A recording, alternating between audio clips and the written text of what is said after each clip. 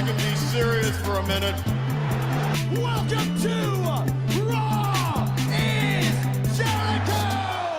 The following announcement has been paid for by the New World Order. Listen up, you blind slapnut. This is the Flex Network. This is the Flex Network. Flex on them. Flex on everybody. The real reason I'm here tonight is because we are live! We are NXT.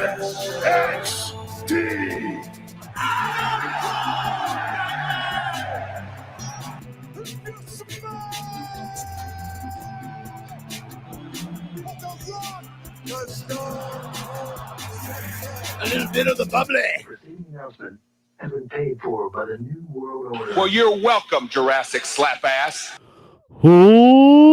Ladies and gentlemen, boys and girls, children of all the ages, including the slap nuts all over the world, it is that time of the week again. It is time for the Weekend Review Show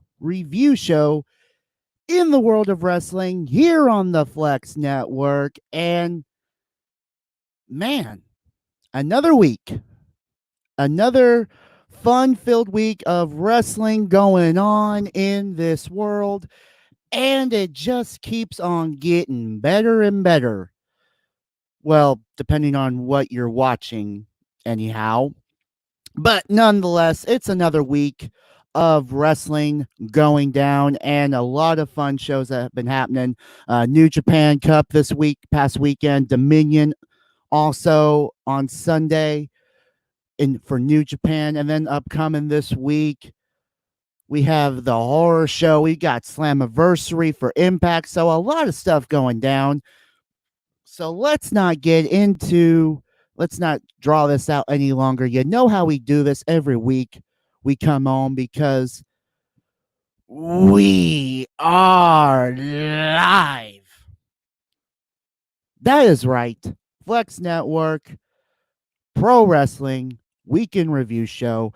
I am the SnowMan. And let's talk what's been going on in the world of wrestling. And it's been good. Yeah, I'll give it that. It's been a very good week. I mean, SmackDown, it's just one of those things where SmackDown has been looking very, very, very weak, and we're going to get into that in a little bit. We're going to talk Raw. We're going to talk NXT.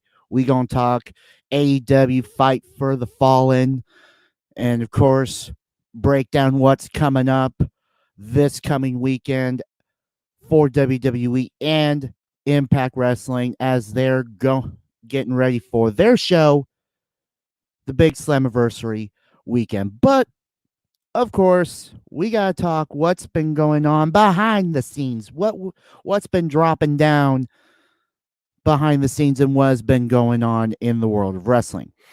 This past week on Monday, WWE Hall of Famer Sunny arrested again. Shock. Surprise. Again. Yep. She is currently being booked, or she has been booked into New Jersey Correctional Institute, and she has not been granted bond right now for charges of eluding police officer, 2 counts of contempt, violating domestic violence restraining order, and operating a motor vehicle with a second license suspension. So yeah, she's kind of been going off the rails a little bit more. So not really a shock surprise that she is currently in prison. On a lighter note, Charlotte has recently revealed why she is taking time off. She talked about it on Twitter.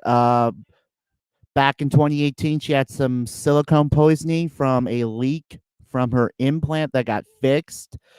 It was a short term, I guess, because fast forward to now, she's going to go with an option that will solve the issue for in the long term. Even though the recovery period is a little longer than she would like. But this time around, she does not have silicone poisoning with her implant. The surgery is just to fix cosmetic.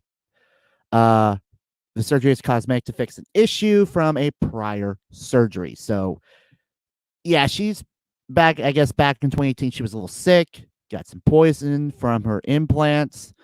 And last time she checked with her doctor, they didn't like it. So she got some surgery to fix that up short term. But now this time around, she's just going to take some time off and get cosmetic for the recent surgery to fix. Yeah, just so Charlotte is going to be MIA for, I will probably say, maybe till at least Rumble time, January maybe. Not going to be seen around for SummerSlam, so she'll be taking some R&R, get some rest and relaxation, and enjoy time at home like everyone else. Sad note, Rusev. Yes, Rusev has unfortunately tested positive for this damn C19 virus. This damn COVID-19 virus. He has tested positive. Doesn't help that Lana's family, her parents, got it, and then obviously they're recovering. I want to say they're recovering. I'm not going to go into detail with that. They're recovering, and apparently Rusev got it. So unfortunately for him, hope he doesn't get it as bad, but just as a quick little boom, it's here, it's gone, kind of thing. It doesn't make him very, very sick. Big news. Kind of rumors that are going around. Kairi Sane might be leaving by the end of the summer, end of August, and she might be heading back home to Japan. Recently got married and wanted to go back home, and is rumored that Kairi is hopeful to maintain some type of relationship with WWE. And earlier reports of this, it's been talks about it since May that she would be going back home to Japan. But there have been some reports that had suggested that Kairi could be involved with a potential NXT Japan developmental territory. But of course, there are plans for a performance center and brand in the country have been shelved because of the stinking C19 virus, which is just crazy to know that we could have had a third developmental territory, a third NXT brand, and it would have been in Japan version, which would have been great for NXT as a whole and WWE. You would have had, the main NXT Black and Gold here in America. You would have had a brand in UK, which was on fire for quality and great content right there. Some great wrestling. Got to see the British style wrestling, and then you would have had and let's see. We're getting WWE not doing anything with her anyways, and she knows it. Yeah, it's just with the time crunch of what's been going on behind the scenes and trying to get, with the whole virus thing and having a compressed schedule and not a whole lot of people getting used on TV. It's just sad to see that what is going on, how the talent is being used or not used. It's just real sad. I mean, granted, WWE's got a 3-hour show for Raw. They can, put some people on there just for some good matches, even if it's a short, a somewhat, 10-minute match. boom, I mean, you can still break out, put some people on talent on that are on the roster, and give them some airtime. But with the condensed schedule that they're having to record and put out, so that they're meeting their contract obligations with USA Network / NBC and Fox for their weekly programming, that makes it a whole lot harder, because you gotta figure out, okay, we got to plan for this, okay, this, and this, and wherever we don't get on this episode, we go to the next, we'll tape that in the next one. It's just and the constant reworking of each script, story, and each show for the week, or for that taping that they're going to be doing individually. So it just sucks that we're not seeing a whole lot of these wrestlers who could be used, who could get some time and exposure on Raw or SmackDown, but it just boils down to trying to get a lot crammed into their recording or their somewhat live schedule that they're having. And that it's like, yeah, so tired of seeing Seth and Ron. Here's the thing, I want to say they're almost done with that. I'll keep that up. They're almost done. I want to say they're almost done with this storyline, to where Ray, maybe can go, as technically he's a free agent. He's working as a free agent right now, and Seth can move on to someone else, or even better yet, just have a single storyline with his son. And OMG, look who's back in the cut here on the Flex Network, here on the Weekend Review Show. It is my partner in crime, the man, the hour too sweet to be sour, and he's funky like a monkey. Flex Mike's in the house. What is up? What is up? I seen you going live and I wasn't doing a single thing. Had to hop on the airways for a second, see what's going down, hop right in the middle of the show, and I'm here to talk some wrestling with you, Snowman. Let's do this thing. Yeah, welcome to the show, man. It's good to you are always welcome to come here on the show, my brother. Figured jump on in, let's talk some wrestling. But yeah, so Okay. right now, Seth, I believe that Seth Rollins and the Ray storyline is just going to be coming to an end soon. Maybe maybe Ray's son will get, into it a little bit more, but Ray as a whole, I think that whole part is just going to be done come Extreme Rules, as Ray is kind of technically a free agent. He's currently working under a free, he's a free agent. He has no deep contract with WWE right now. So right. That whole storyline just as a whole has just kind of been like interesting, because everyone knows that Ray's kind of like on his last little I wouldn't say he's closing it out to retirement, but I think he might be leaning that way. If you've looked at some of Rey Mysterio's social media and things like that, he has been posting more and more pictures of him without his mask on, which, if you follow the tradition of luchadors, they don't ever do that.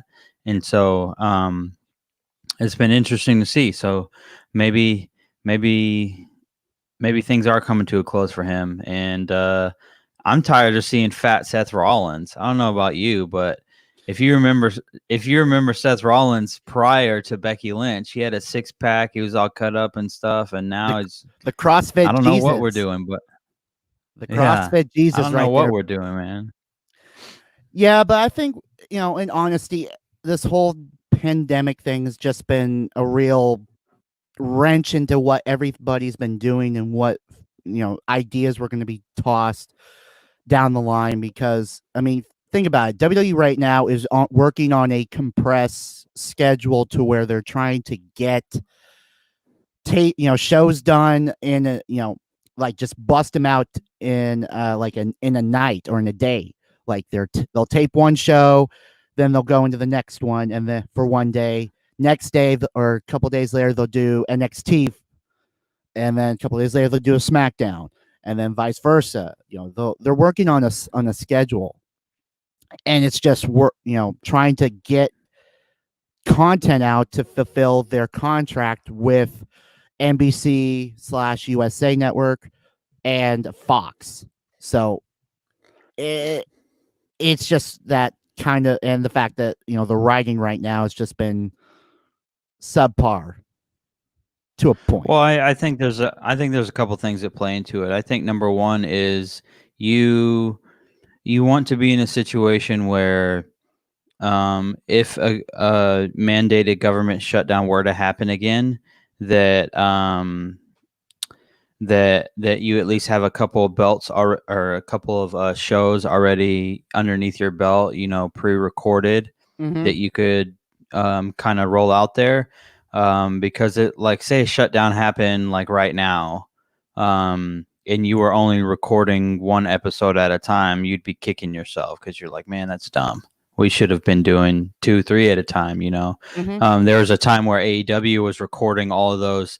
When the first shutdown happened, they recorded a bunch of matches right away, because they didn't know what was going to happen with the laws and the rules and any restrictions and stuff like that. So I think that plays into it, but I also think something that plays into the writing is, wrestling is a very weird thing in the eyes of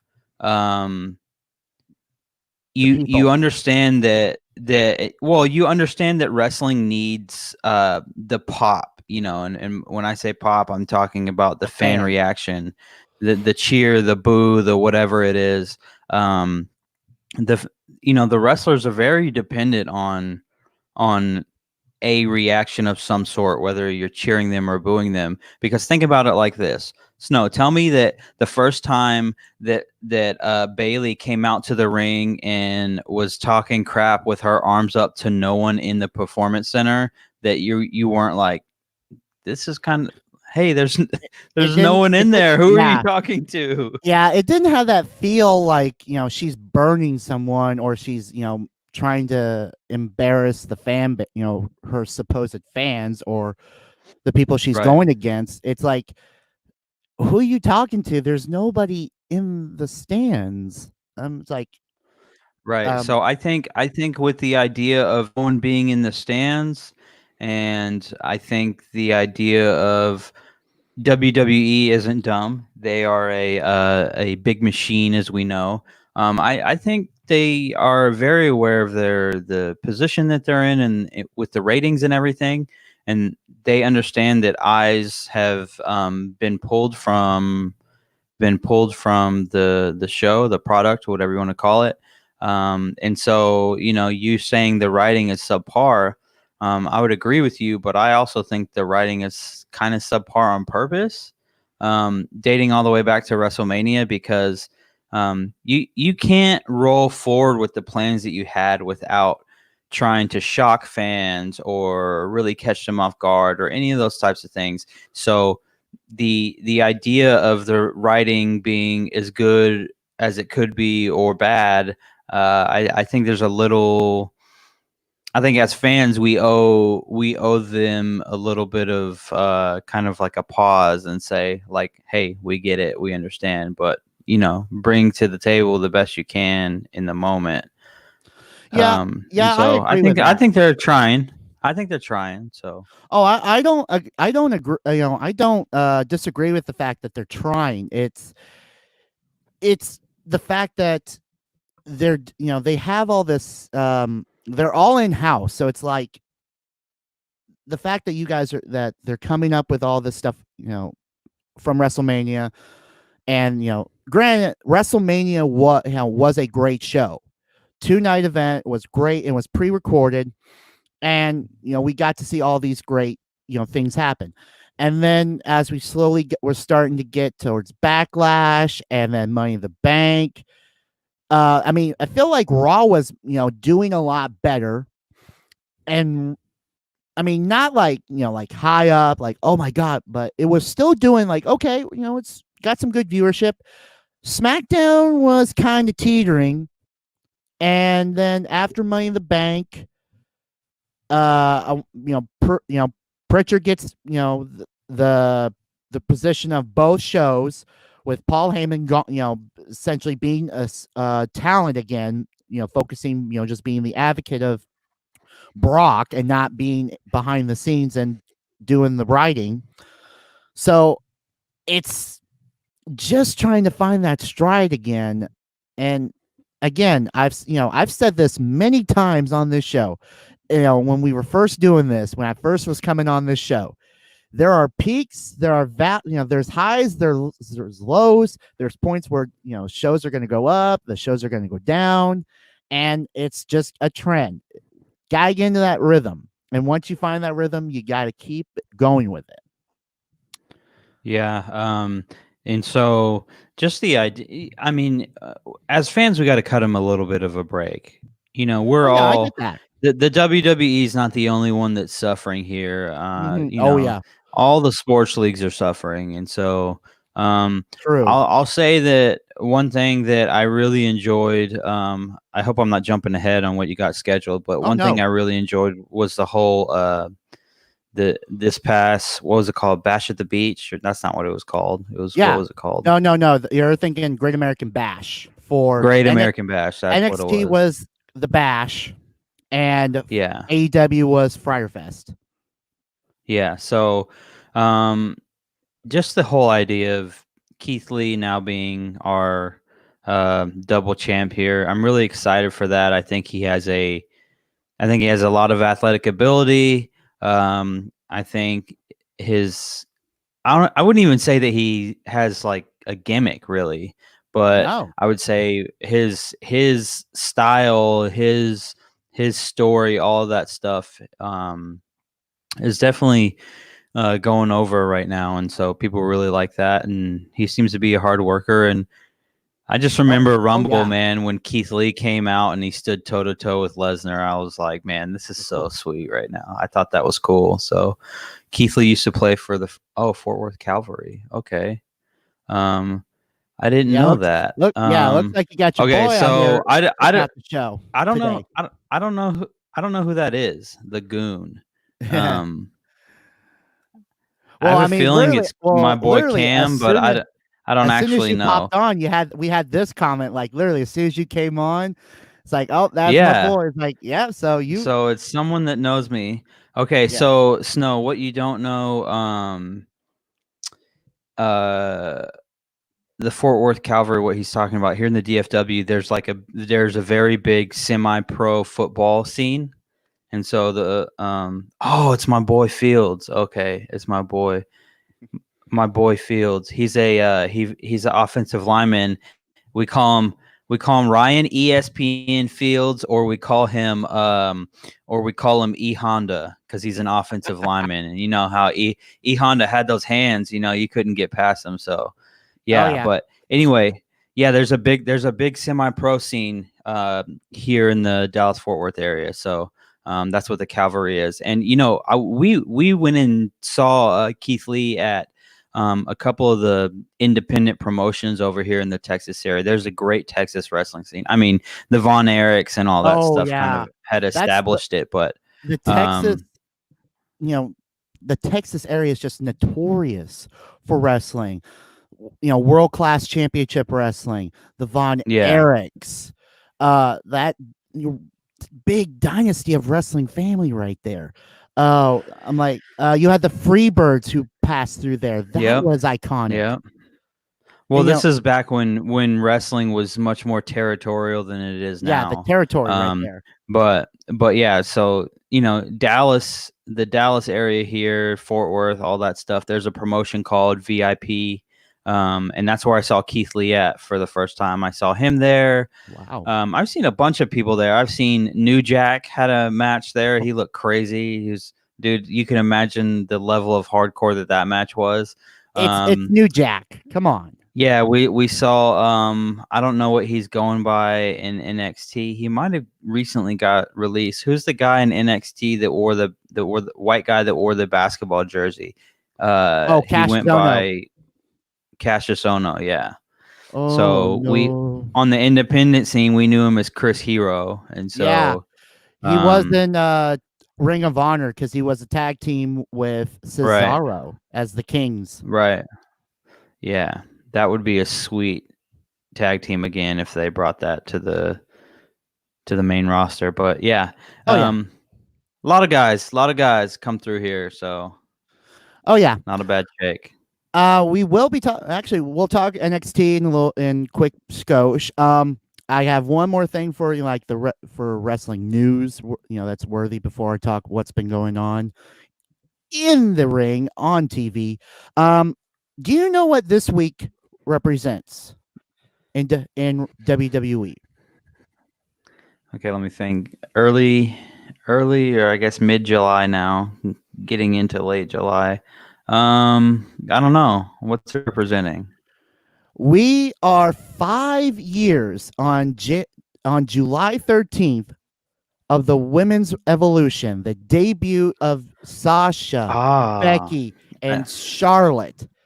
It's been 5 years, 3 days ago, that on Monday that we had the debut and we had the start of the Women's Evolution.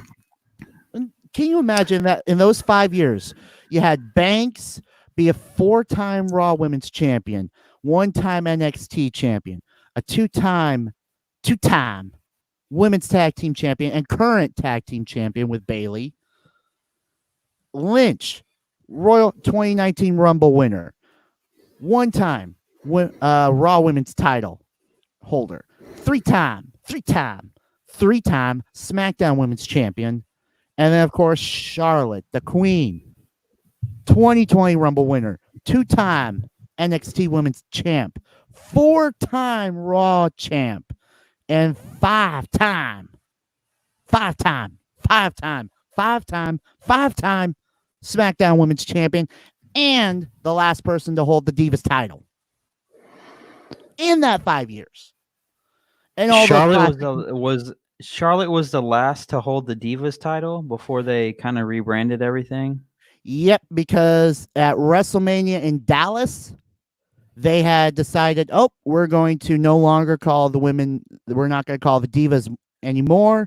They are women, or they're wrestlers, and we are going to change the belt to what would eventually be split off into the Raw and SmackDown women's titles. But it was essentially the reintroduction of the women's title that we currently know. Yeah, that's really a good thing, because I remember back in the day watching wrestling, I was always really irritated with women's wrestlers because just the quality of wrestling was so bad.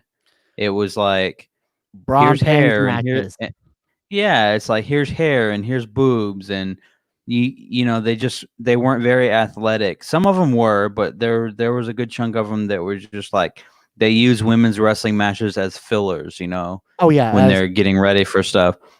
But now, dude, I know you're gonna agree with me on this, dude. If there's a main event quality women's match, I'm invested in it. And there's been times where I would told myself, dude, these women are wrestling better than these dudes. Like, I don't even care about, I don't care about watching the B team against the Revival or whoever it was back in the day. No. Like, I'd much rather watch a Charlotte versus Sasha for the title 1-on-1. Like, women's wrestling is just taking so many steps forward, and it's a great thing for just women's wrestling as a whole.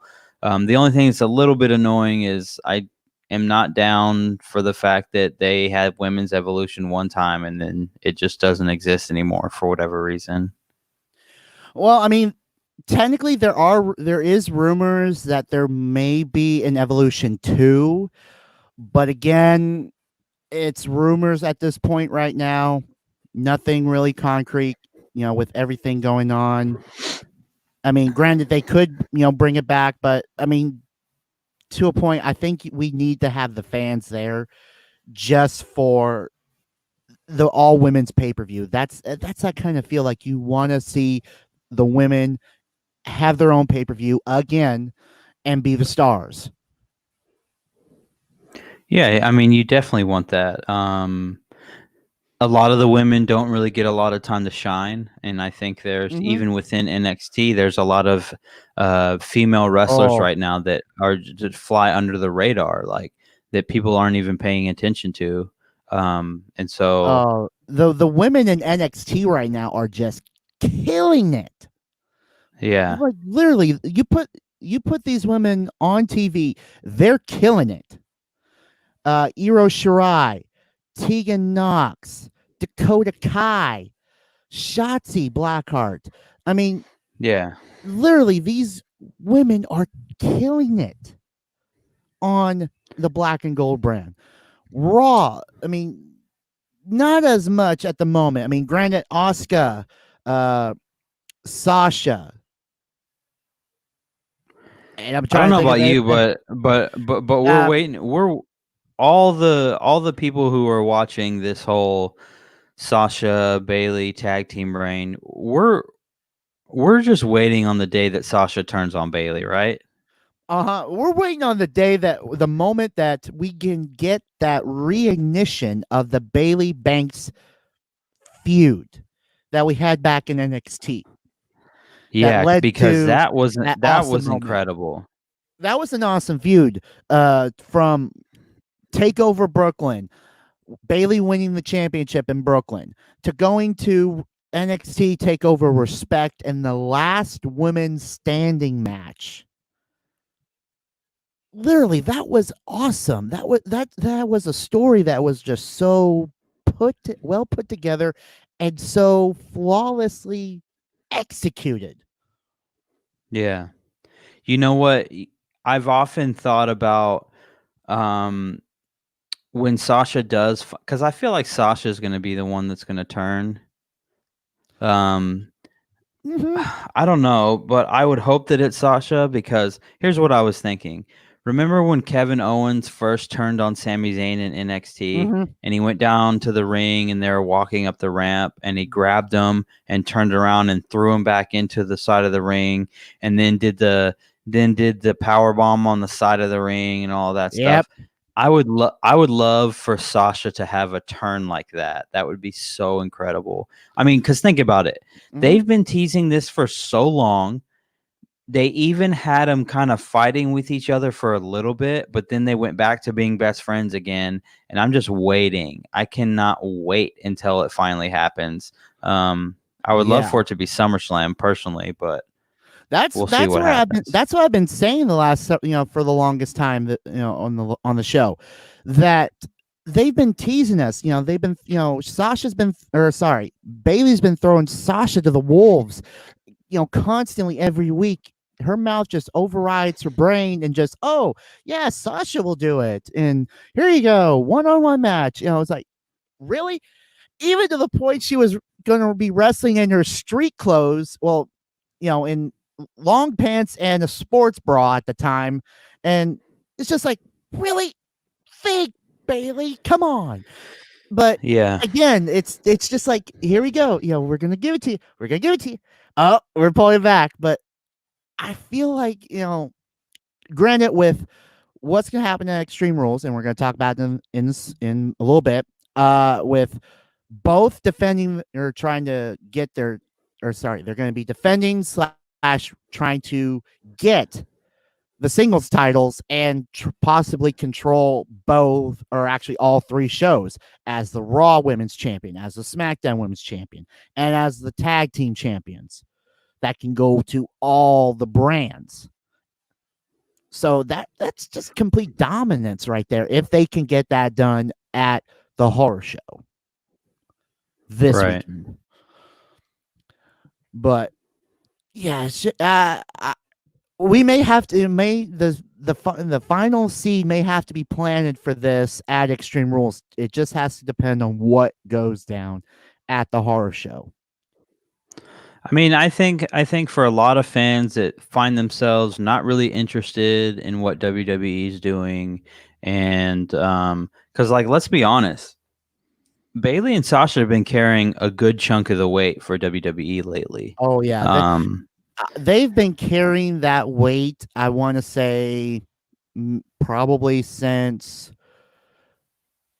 maybe Rumble, maybe even WrestleMania around that time, but even a little bit after WrestleMania, I feel like they've been carrying the women's division. Granted, with Becky, having to relinquish the Raw Women's title with being pregnant and going away for a while, and they need someone at that kind of caliber to where they can get behind someone and know that they're going to deliver.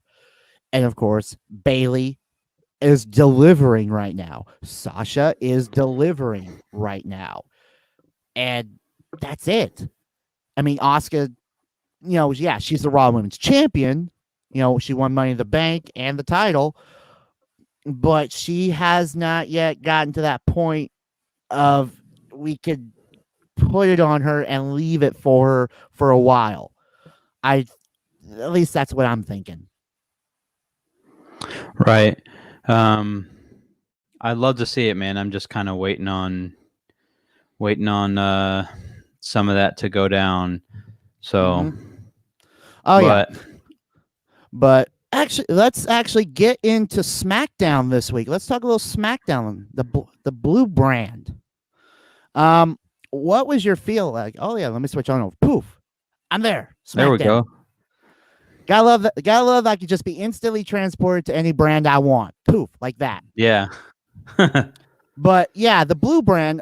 This past week, a lot of hating, very, very much hating on the blue brand right now, and what we were talking about, the women.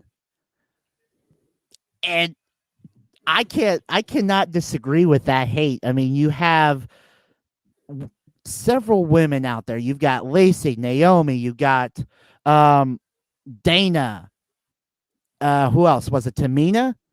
Natty? Or I can't, I honestly cannot remember exactly, but you had them coming out for a karaoke challenge.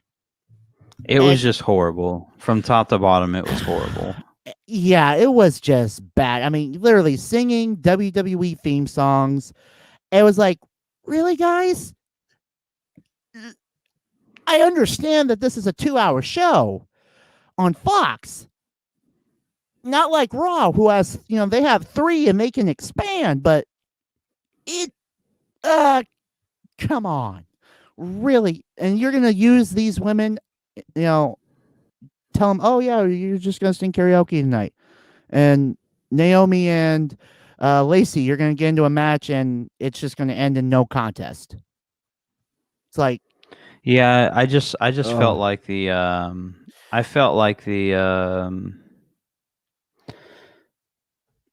booking, the writing, whatever you want to call it, it was just laziness, because you could have just easily put in some people in a match. Like, you have women, and it's sometimes it's a slap in the face to the ones who are there, who are on that brand and everything, and a little bit annoying. As soon as I saw the karaoke thing going down, I'm like, all right, I'm changing the channel. Oh yeah, it was just not the smartest. I mean, this is one of those points where I've said it's a low point. It's like, okay, gotta find the stride here. Granted, we can, they can continue with, no, not Nikki. They can, Mandy Rose and Sonya. They can continue something, in that area with these two. But it just seems like they've pushed that more to the side, and they're bringing out sporadically, and it's like, it's here, it's out, it's here, it's out. It's like, can you? If you're trying to get a match out of these girls on SmackDown, that's one thing. If you're trying to get a storyline that's going to expand, you've guys invested, for money, before WrestleMania, like a week before WrestleMania, you guys, actually a couple weeks before WrestleMania, you guys interested into this, with the hacker, then revealed as, Sonya was, setting Mandy up with Dolph and, tossing Otis to the side and everything with that. And then you go into having them being on again, off again. And it's like, I'm trying to get invested with this, the story between these two, and it's just not working out the way it should be. There you go. I'll switch to that for us. But yeah, that just bothers me on that one. Yeah, so we got a comment here. He said, let's see if I can get it up there. He says, Yeah. it was the poop show. I wish they put Raw and SmackDown back together as one. I think that it's just difficult because SmackDown is always going to be like the little brother. That's always how Vince is going to view it. That's how a lot of people are going to view it. So like kind of the same thing is going to happen. But you know what I would do if I were Vince, I would, who do they have as the main writer, Snow? Who's calling the shots I mean, I know Vince can edit anything he wants, but like is it Pritchard who's doing everything? Pritchard is on both shows. Okay, that's problem right there. You should have one guy for Raw and one guy for SmackDown. They did, if you really they did have that setup of one for Raw, one for SmackDown, but then it was getting to the point where because they had Heyman on one and they had Eric Bischoff on the other. I understand that, but what I'm saying is you need to have two different guys and say, hey, whoever's better gets to be on Raw. Mm-hmm. Like if you're good at your job, you get to be on Raw. Or for a second, you could have Vince McMahon call all the shots, but give superstars a little bit of creative freedom. That's what they do, like literally across the world. AEW is doing that right now, where they, when someone's getting ready to go into a match, they'll go to a guy like Tony Khan or Cody Rhodes or someone of that level, and they'll say, hey, this is what I was thinking. What do you think about it? And then right then and there, that's a situation where, Tony Khan or Cody Rhodes, or if it's WWE, Vince McMahon, Shane McMahon, Stephanie, Triple H, whatever, they can just shut it down right there if they just absolutely don't like it. But I mean, we both know that's not going to happen in WWE. So yeah, I mean, it doesn't really help that right now there's no authority figure on the shows. I mean, it's literally the inmates are running the asylum, in how it looks.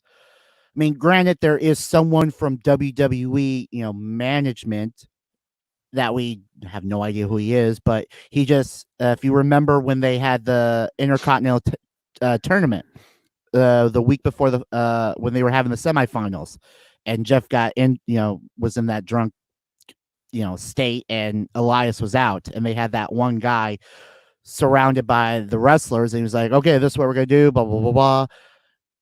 And there's no authority figure.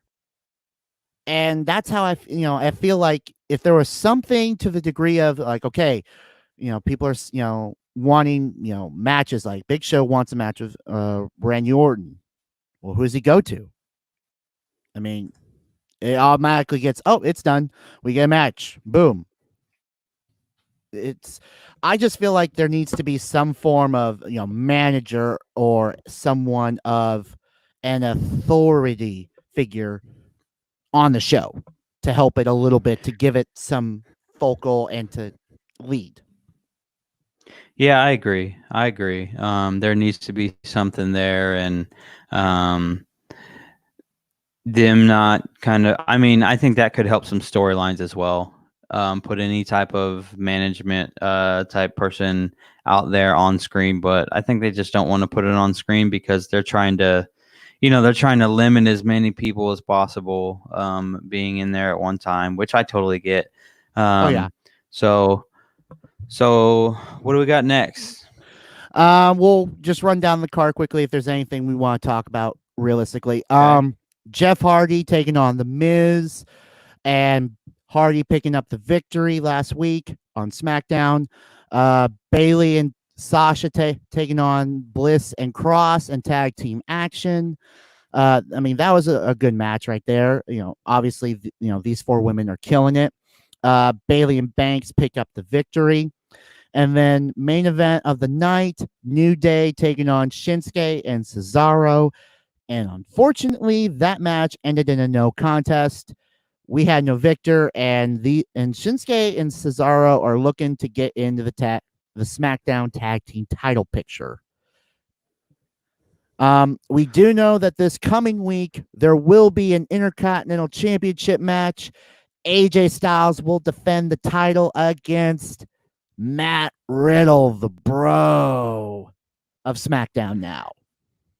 Yeah, I really enjoyed when he made his debut a few weeks back and actually knocked off AJ Styles and all that stuff. That was he's a good worker. Riddle is Oh yeah. I don't care for him. I don't care for him outside of wrestling. But he's not a bad worker. So oh yeah, I mean, I really enjoyed how his match at Takeover Portland. That was fun to see, and how he worked with Pete Dunne. That was fun. All right, so we're done with SmackDown for the week.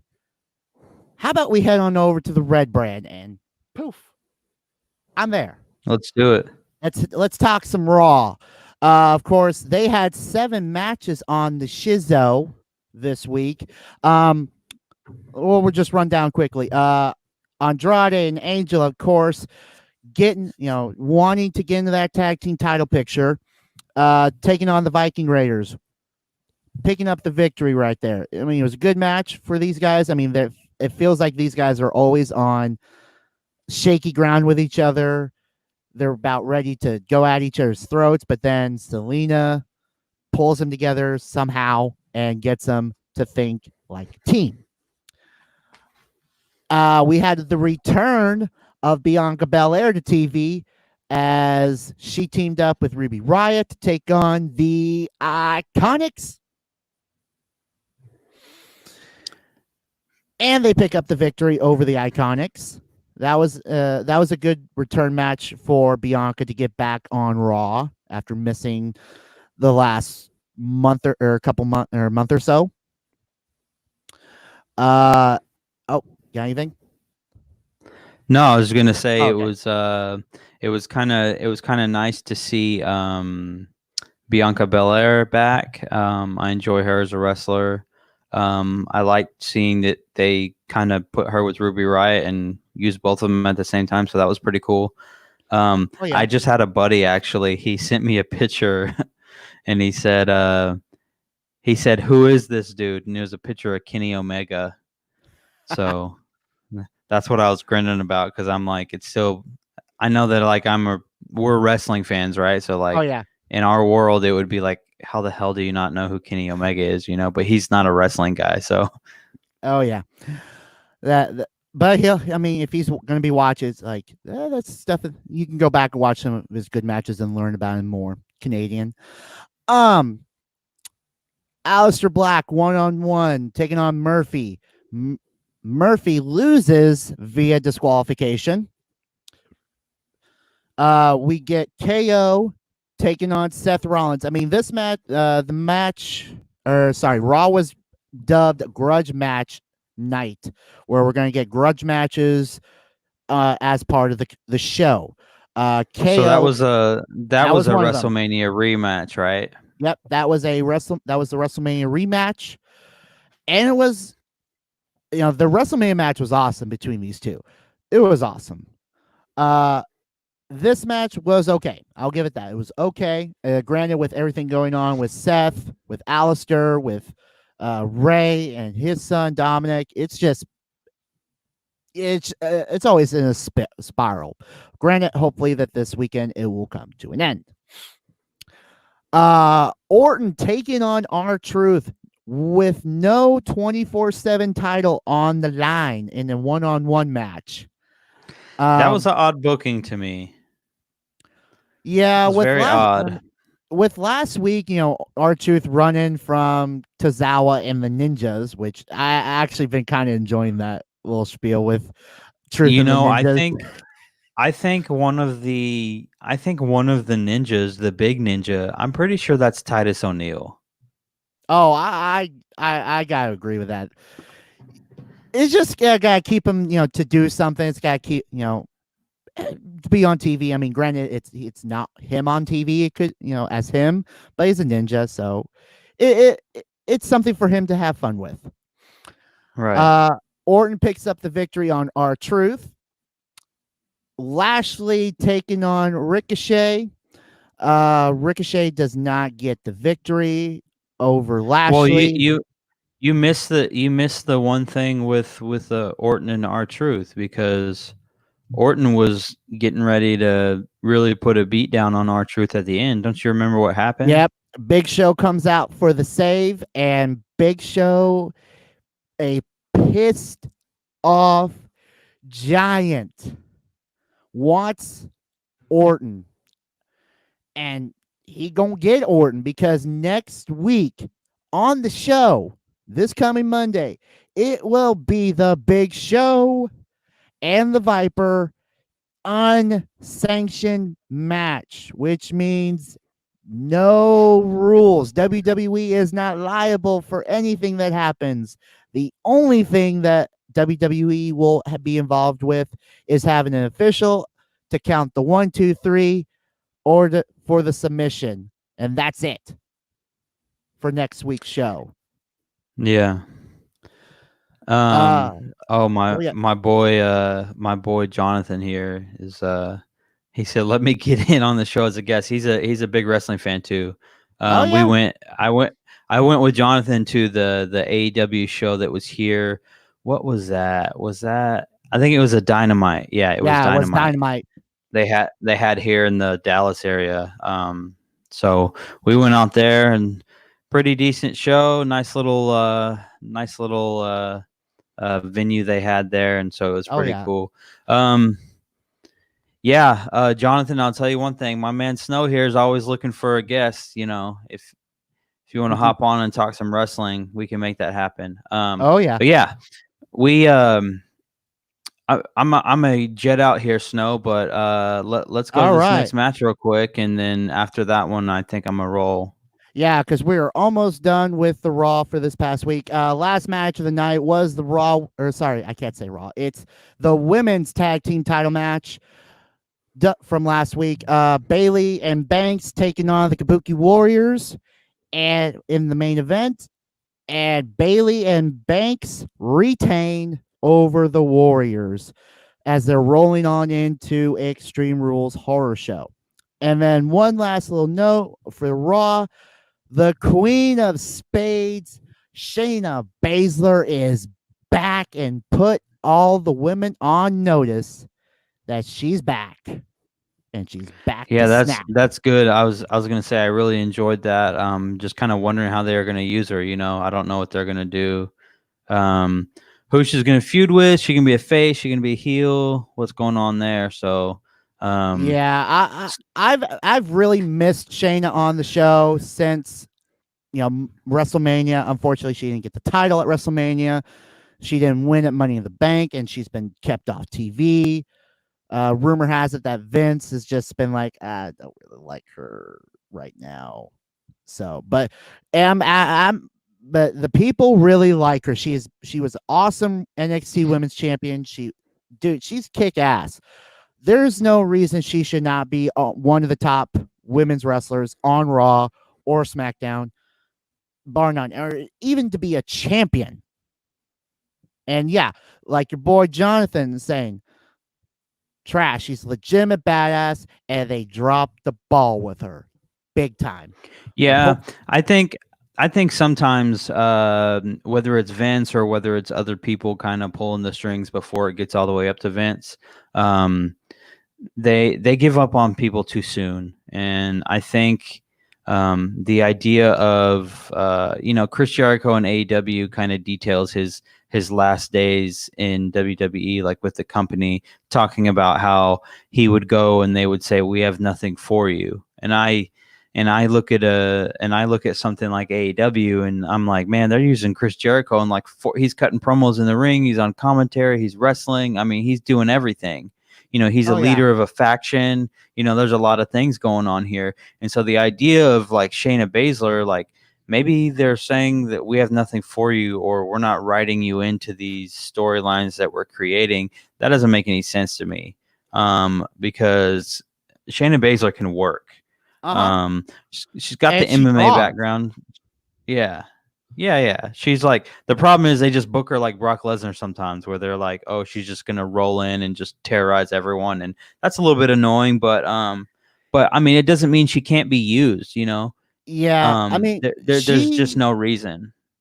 yeah, I mean, I wouldn't say she's booked like Brock Lesnar, because unlike Brock Lesnar, she doesn't come in and work 5 minutes and be gone. Suplex and gone, or sorry, suplex Well, F5 and gone. What I'm saying there is, like, if you remember the women's elimination chamber match, that was a very Brock Lesnar feel to that match with her. Yeah, and so, but yeah, that was just bad. I would feel like they would book, Shayna, if they can get, the feel of Shayna Baszler NXT version, where she was putting in damn good matches, and yeah, she was kicking everybody's ass, but she was having damn good matches. Then WWE be like, that's money right there. All right, there we go. Put a rocket on her and shoot her to the moon. Yeah. Well, I think that you don't necessarily need her to be the Brock Lesnar. You could very much make her the female Seth Rollins. Where because for years Seth Rollins has been having pretty good matches for the most part, and yeah, he's beating people and he's winning titles and stuff like that, but he's out there working, and I don't see why they can't do that with her. So I'll say this, that's the last thing for that, but I'm gonna head out here, but it's been awesome hopping on, talking some wrestling with you. But I wanted to ask you one question. Did you notice that the Flex Network went a little bit viral this week? Oh, really? We did? How so? On some football content on the Facebook page, which is my plug here, that I'm just kind of telling. I'm sure your notifications were going a little bit insane with what I was sharing. Yeah, man, we just we just gained a ton of traction on just one little thing, and it was just crazy. But anyway, what I'm saying is, we need, if you're listening to this, or if you're watching this or catching it later or whatever, go find our Facebook page. Go look up the Flex Network on Facebook and find our page, like us, follow us, all that good stuff. We need we like having the followers, and obviously there's some people watching on YouTube. Subscribe to the YouTube channel. Get on the Twitter at the Flex Network 1, and we're all over the place. So look who's making a showing. It's Mama Snow. What's up, Mama Snow? Mama Snow in the house. Dropping a line on the show for you to say hey. Yeah. But yeah, we appreciate everyone's contributions and things like that. I know, Snow, you got a little bit more to go, but I'm gonna head out. Keep doing your thing. I'll be watching when I get off here. So I'll catch you later, brother. All right, that is Flex Mike. He's gonna roll on out of here for this week. He's gonna join the show. Oh, yep, and of course, Mama Snow smiling just with the appearance of Flex Mike. So while we say goodbye to Flex Mike on this edition of the Flex Network's Wrestling Week in Review show, we're going to pull on through. We're going to continue on down the road with the show. So we got a little bit more to go for the week, and we're going to head on over to the Black and Gold brand. We're going to talk some NXT. Boom. We're going to talk some NXT for you a little bit. This past week, Damian Priest taking on Cameron Grimes. Spoiler alert for anybody that has not watched the show yesterday on the road, or is going to very soon. But Damian Priest taking on Cameron Grimes. Damian Priest picks up the victory. Indy Hartwell taking on Shotzi Blackheart. Shotzi does not get the victory this week. Keith Lee defending in the main event, both the NXT and the NXT North American titles. Double championship match against his rival Dominic Dijakovic.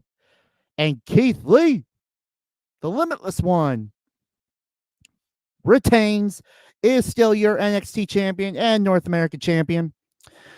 Timothy Thatcher taking on Denzel Jurnett. Timothy Thatcher, the psychotic individual, picks up the victory. And then, of course, for the NXT Women's Championship of the World, it was Io Shirai taking on Tegan Nox with the shiniest wizard in the world. And unfortunately, the wizard was not the shiniest on this night, as Io Shirai retains the NXT Women's title. I've been saying this for a while, that the NXT, the black and gold brand, has been killing it, has been doing it a lot better on TV than the main roster. This, again, was another great show to see, especially a week after the big marquee main event of the double championship match, with Keith Lee picking up the victory over Adam Cole, baby. And that was your NXT, review right there. We'll just go with that. That is your review of NXT. Let's head quickly on over to Dynamite and that AEW. So we talk a little bit about Dynamite. TNT title on the line. Cody taking on Sonny Kiss. Cody retains the TNT championship. FTR tag team action against Lucha Brothers. FTR picks up the victory. After the match, Kenny, was, celebratory, like, okay, gonna drink with you guys. Unfortunately, FTR did not like the gesture and just decided to pour beer over Kenny Omega's head. Not the smartest thing, especially when you're tag team champions. And yeah, you're trying to make amends, but it sucks for Kenny, who got smelled a little bit like beer. As later he was going to have a 6-man tag with his brothers, the Young Bucks of the Elite, taking on Jurassic Express. Elite picking up the victory, and after the match, Kenny kind of getting a little extra punching in on the Jurassic Express, but it was just heat of the moment kind of thing for him. Not boding well. Orange Cassidy kind of getting some funny revenge on Demigod, the Le Champion of the world. That's no longer the AEW World Champ, but of course, everyone's favorite, Chris Jericho, man. And kind of getting some fresh squeeze juicing poured on over him and some of the members of the Inner Circle from Orange Cassidy. That was a good moment right there to see Cassidy just juice Jericho with some freshly squeezed OJ. And then, of course, having Jericho having to go and be on commentary for the remainder of the night, and having to use a Orange Cassidy towel to wipe himself off after that freshly squeezed dump from Orange Cassidy. The Nightmare Sisters, Allie and Brandy, taking on Kenzie Page and MJ Jenkins. Nightmare Sisters a little rocky, but they pick up the victory.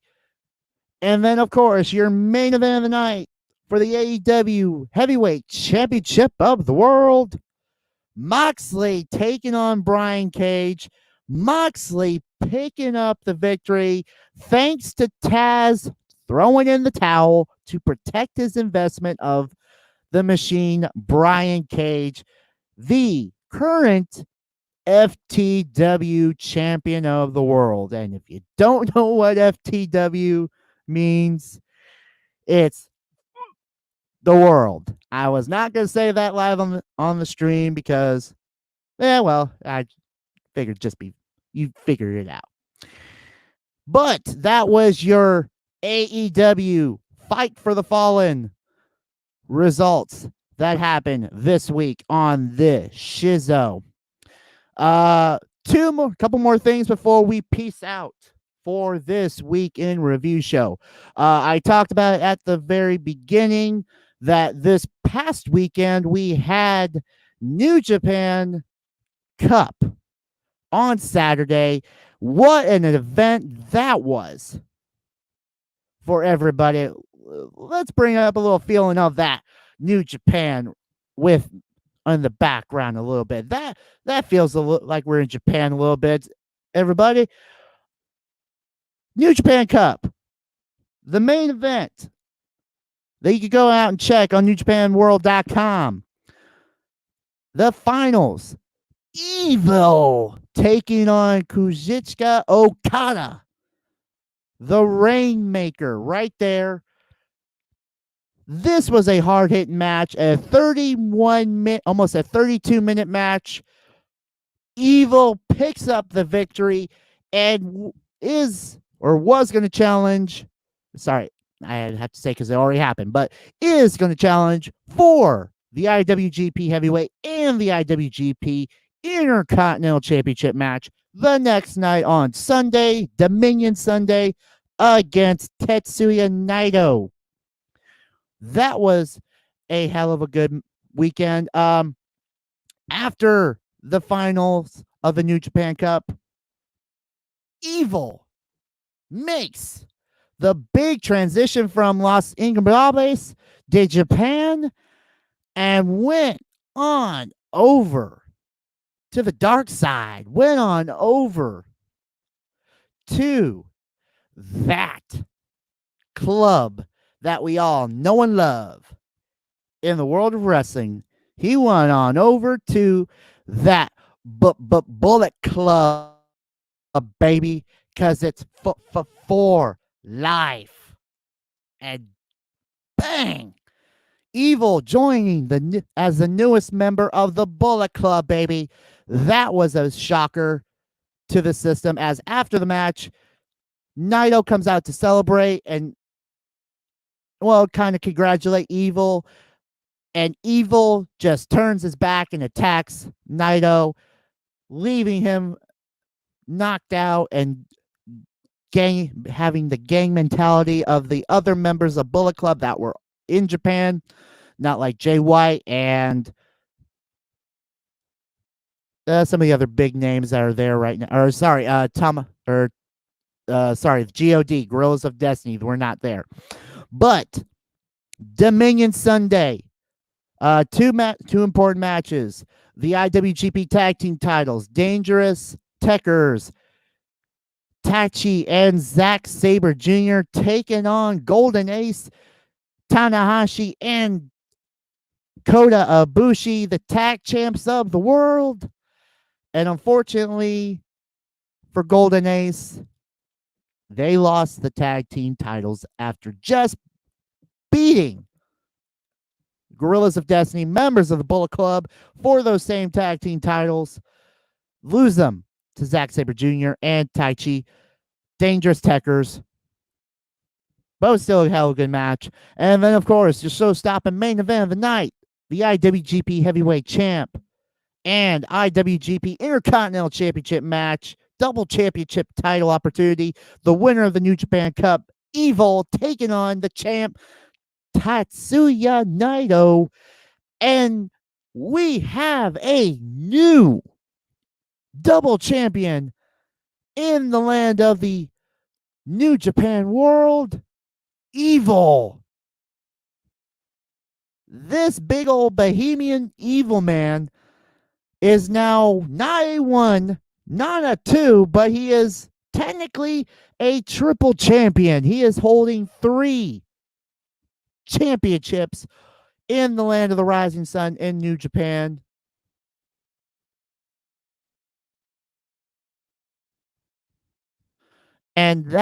he's holding the heavyweight title. He's holding the Intercontinental title.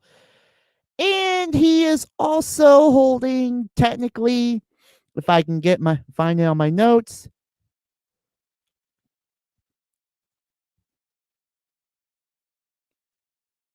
he is part of the never openweight 6-man tag team champions. So he's holding 3 belts right now. He's holding the 6-man tag, the never openweight 6-man tag. He's holding the Intercontinental and the heavyweight championship of the world. That's a lot of gold, especially for that Bullet Club. And that was a damn good New Japan weekend this past week. Let's quickly get into what's going to happen this weekend. This coming week, starting off with that Saturday with Impact, as we know their card for the Slamaversery this coming week. Austin Ace taking on Eddie Edwards, taking on Trey, and a mystery opponent. A mystery opponent for the vacant Impact title in a fatal 4-way match. Jordynne Grace will take on NXT recent lefty, abandoned to join the Knockouts. Dano Peruzzo, I think I said it right. Knockouts title match 1-on-1. Willie Mack will take on Chris Bay. X Division titles on the line 1-on-1. And then a number 1 contenders match for the Impact Knockouts title, a gauntlet for the gold match. Alicia Edwards, Havoc, Kira Hogan, Kimberly, Kylo Ray, Nevia, Madison Rain, Rosemary, Susie, Tasha Steeles, and Taya Valkyrie, all in a gauntlet for the gold to determine the number 1 contender for the Knockouts title. Tag team titles are on the line. The North will take on the world's most dangerous man, Ken Shamrock, and Sami Callihan in tag team action. And then, of course, the final match of the night in an old school rules match for the unrecognized TNA World's Heavyweight title. It will be Moose taking on the hardcore icon, Tommy Dreamer. That should be a pretty good Impact Slammiversary Saturday. But, of course, this is what we're all waiting for, the Sunday show. Everybody's waiting for Extreme Rules, the horror show. Sorry, it's the horror show at Extreme Rules this Sunday.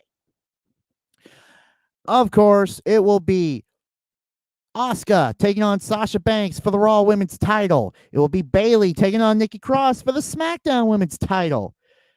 U.S. title, that brand new United States Championship, will be on the line. Apollo Crews, as the champ, will take on MVP in a eye for an eye match.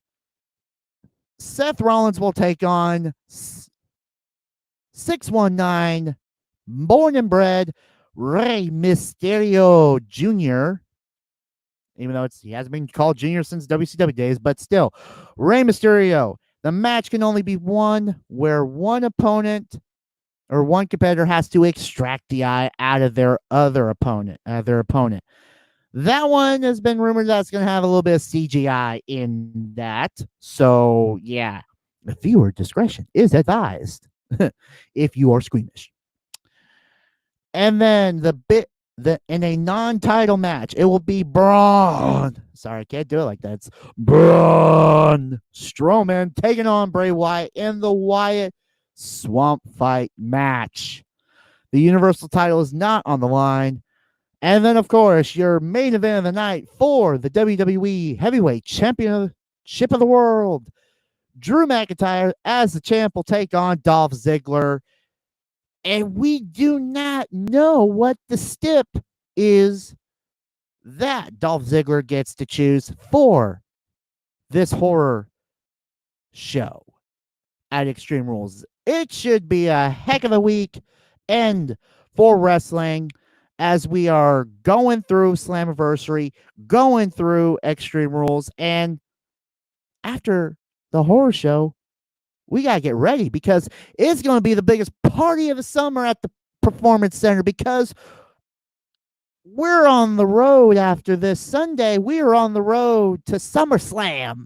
August, baby, is fast approaching, and the biggest party at the PC is going to be fun. I cannot wait for that. But that is going to be it for me. That is going to be it for the weekend review show here for your wrestling world. But that's going to be it for me. Last little spiel before, my normal spiel before we peace on out of here. If you're watching this currently right now on YouTube or Facebook, you should be following us. You should be liking us. You should be subscribed to us. You should be sharing us far and wide to all your friends, your loved ones, people you know, people who love wrestling. You should share us. Just spread us out. We love us. We love it when you guys spread the word. But yes, you should be following us.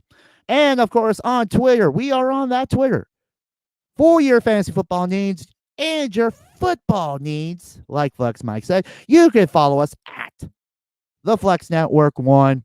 And of course, for your wrestling view and your wrestling knowledge, you should be following us at the FlexNet_PW Elite. And that is going to be it. We are also on that podcast. We are also on Spotify, Apple. If we are not on a podcast that you listen to are just craving about, if we're not there, let us know. We'll get there so we can continue to show and flex on everybody. But that is going to be it for me. That is our show for this week. Quick little thing before not yet. All right, but that is going to be it for me. That is going to be it for the show this week. So until next week, I am the Snowman, and this has been the Flex Network. We will see you guys later. Peace.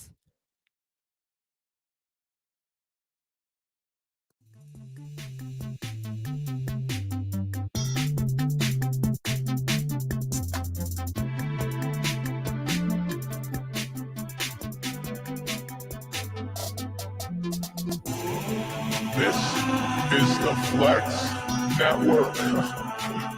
This is the Flex Network. Flex on them. Flex on everybody. This right here is the Flex Network. Yeah. Flex on Flex.